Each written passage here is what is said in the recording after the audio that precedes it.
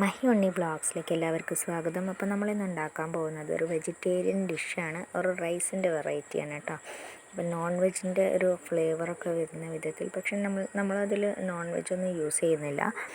അപ്പോൾ നമ്മൾ എന്നും ചോറ്, കറി, രണ്ട് വിഭവങ്ങൾ, കുറച്ച് തോരൻ ഇതൊക്കെ ഉണ്ടാക്കണ്ടേ. അപ്പോൾ എന്തെങ്കിലുമൊക്കെ ഒരു വെറൈറ്റി ആയിട്ട് നല്ല ടേസ്റ്റോട് കൂടി പെട്ടെന്ന് തന്നെ സിമ്പിളായിട്ട് ഉണ്ടാക്കാൻ പറ്റിയ ഒരുപാട് വിറ്റാമിൻസ് അടങ്ങുന്ന വിധത്തിൽ വെജിറ്റബിൾസൊക്കെ ഇൻക്ലൂഡ് ചെയ്തിട്ട് നമുക്കൊരു വെറൈറ്റി ഡിഷ് ഉണ്ടാക്കാം. കുട്ടികൾക്കൊക്കെ എന്തായാലും ഇഷ്ടമാവും. അപ്പോൾ നമുക്ക് അതിനായിട്ട് നെയ്യ് വേണമെങ്കിൽ അങ്ങനെ യൂസ് ചെയ്യാം, അല്ലെങ്കിൽ വെളിച്ചെണ്ണ തന്നെ യൂസ് ചെയ്യാം, അല്ലെങ്കിൽ രണ്ടും കൂടെ മിക്സ് ചെയ്തിട്ട് യൂസ് ചെയ്യാം. അപ്പോൾ ഇതിലേക്ക് നമ്മൾ എടുത്തു വെച്ചിട്ടുണ്ടായിരുന്ന സ്പൈസസ്, കുരുമുളക്, ഏലക്ക, ഗ്രാമ്പു, പട്ട, അതുപോലെ ഒരു ബേ ലീഫും കൂടെ ചേർത്തിട്ട് ഒന്ന് വഴറ്റിയെടുക്കാം. അത് പൊട്ടി വരുമ്പോൾ അതിലേക്ക് നമുക്ക് സവാള അരിഞ്ഞതും തക്കാളിയും ചേർത്തൊന്ന് വഴറ്റിയെടുക്കാം. തക്കാളി ഒന്ന് കുഴഞ്ഞ് വരുമ്പോഴാണ് നമുക്ക് ചതച്ച് വെച്ചിട്ടുള്ള ഇഞ്ചി, വെളുത്തുള്ളി, പച്ചമുളകിൻ്റെ ഒരു പേസ്റ്റ് നമുക്ക് ആഡ് ചെയ്യേണ്ടത്. അപ്പോൾ തക്കാളിയൊക്കെ ഒന്ന് കുഴഞ്ഞ് വന്ന് അതിൽ നിന്ന് എണ്ണ പുറത്തേക്ക് ഇങ്ങനെ തെളിഞ്ഞ് വരുമ്പോഴാണ് നമ്മളത് ആഡ് ചെയ്യുക. അപ്പോൾ കറിവേപ്പിലും കൂടെ ആഡ് ചെയ്യണം.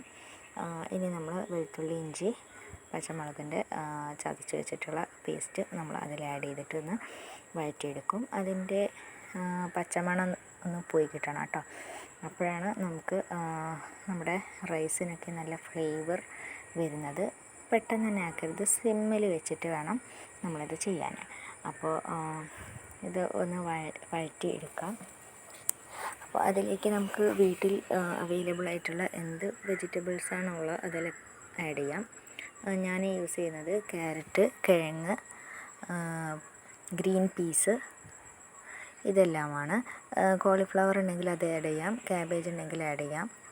ബീറ്റ്റൂട്ട് ആഡ് ചെയ്താൽ കളർ മാറും, അത്രയേ ഉള്ളൂ പ്രശ്നം, വേറെ ഒന്നുമില്ല. ആഡ് ചെയ്യാം, എന്ത് വെജിറ്റബിൾസാണോ ഉള്ളത് ആഡ് ചെയ്യാം. അപ്പോൾ അത് ആഡ് ചെയ്തിട്ട് ഞാൻ പച്ചമുളക് ചതച്ചിട്ടാണ് ആഡ് ചെയ്യുന്നത് കേട്ടോ.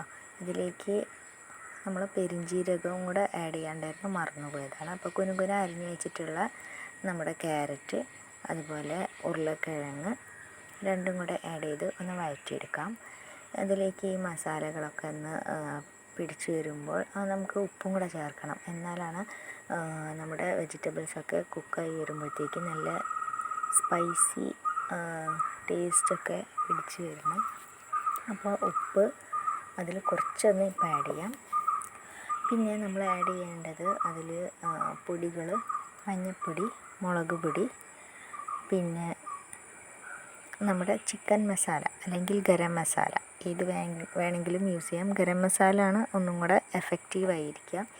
അപ്പോൾ ഈ പൊടികളൊക്കെ ഒന്ന് ആഡ് ചെയ്തിട്ട് അതിൻ്റെ പച്ചമണം കൂടെ പോകുന്നവരെ നമ്മളൊന്ന് മിക്സ് ചെയ്തെടുക്കാം. അധികം വഴറ്റണ്ട, എന്താ വെച്ചാൽ അടിയിൽ പിടിക്കും സാധ്യതയുണ്ട്. കട്ടിയുള്ള പാത്രം തന്നെ എടുക്കാം കേട്ടോ.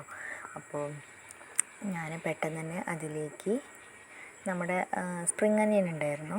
സ്പ്രിങ് അനിയൻ വീട്ടിലുണ്ടായതാണ് കേട്ടോ.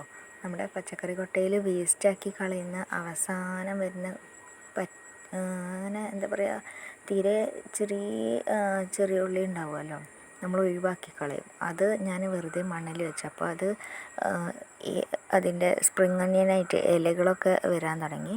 ഉള്ളിയില നമുക്ക് ഇതിലൊക്കെ യൂസ് ചെയ്യാമല്ലോ. അപ്പോൾ അങ്ങനെ ഞാൻ ഒരുപാട് തവണ യൂസ് ചെയ്തതാണ് അരിഞ്ഞിട്ട്. ഇപ്പോൾ വേനൽക്കാലത്ത് അത് അങ്ങനെ വെച്ചു. അപ്പോൾ അതിൽ ആ ഉള്ളിയല്ല, വീണ്ടും വേറെ ഒരുപാട് ഉള്ളി, ചെറിയതാണ്, നമ്മൾ വാങ്ങാൻ കിട്ടുന്ന അത്ര ഇല്ല എങ്കിലും ഞാൻ നട്ടതിനേക്കാൾ കൂടുതൽ വലിയ കുഞ്ഞുള്ളികൾ കിട്ടി. അപ്പോൾ ഞാൻ എന്താ പറയുക, സ്പ്രിങ് അനിയൻ യൂസ് ചെയ്തിട്ടുണ്ട്. അതുപോലെ നമ്മുടെ അരി, ഞാൻ പച്ചരി കൊണ്ടാണ് ഉണ്ടാക്കുന്നത്, അതുവരെ നല്ല ടേസ്റ്റിയാണെന്നാണ് ഞാൻ പറയുന്നത്. അപ്പം നമ്മുടെ അരി എത്രയാണോ എടുക്കുന്നത് അതിൻ്റെ ഡബിൾ വെള്ളം എടുക്കണം. അപ്പോൾ അരി നമ്മൾ ഇട്ടിട്ടൊന്ന് വഴറ്റിയിട്ട് ഒരു 3 മിനിറ്റ് വഴറ്റിയിട്ട് അതിലേക്ക് നമ്മൾ വെള്ളം കൂടെ ആഡ് ചെയ്ത് നമുക്കിപ്പോൾ ഉപ്പ് പാകത്തിനുള്ളത് ചേർക്കാം കേട്ടോ. ഉപ്പും കൂടെ ചേർത്ത് കുറച്ച് മുന്നിട്ട് നിൽക്കണം.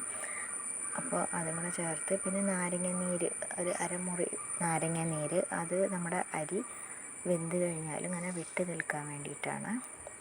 പുളിയൊന്നും ഉണ്ടാവില്ല കേട്ടോ. എന്നിട്ട് നമുക്ക് വേണമെങ്കിൽ ഈ സമയത്ത് നെയ്യും കൂടെ ആഡ് ചെയ്യാം കേട്ടോ. അപ്പോൾ അടിപൊളി റൈസ് റെഡി ആയിട്ടുണ്ട്. ഇതൊന്ന് ട്രൈ ചെയ്ത് നോക്കൂ.